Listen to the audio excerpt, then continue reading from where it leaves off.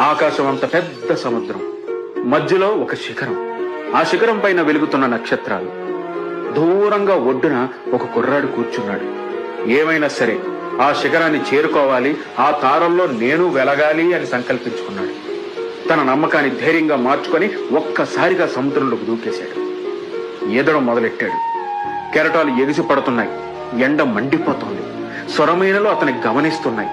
అయినా ఆ కుర్రాడు ఆగలేదు, ఆపలేదు. పగలు లేదు, రాత్రి లేదు, వాన లేదు, వరద లేదు, అలుపు లేదు, సొలుపు లేదు. అతడికి కనబడింది ఒక్కటే, ఆ శిఖరం. ఊపిరి బిగిసిపోయింది, గుండె బరువెక్కింది, ఒళ్ళు గొల్లయింది, కాని వెనక్కి తగ్గలేదు. తన కాళ్ళ అలజడితో, తన రెక్కల చప్పుడుతో సముద్రమే పక్కకు తప్పుకుంది. తను పట్టుదలతో ప్రాణాన్ని పణంగా పెట్టి ఆ కుర్రాడు ఆ శిఖరాన్ని చేరుకున్నాడు.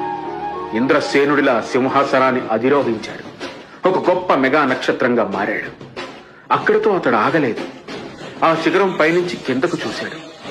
ఇంకా ఎంతో మంది తనలాగే ఆ శిఖరాన్ని చేరాలని తపన పడుతూ సముద్రంలో ఈదడానికి కష్టపడుతున్నారు అని గమనించాడు.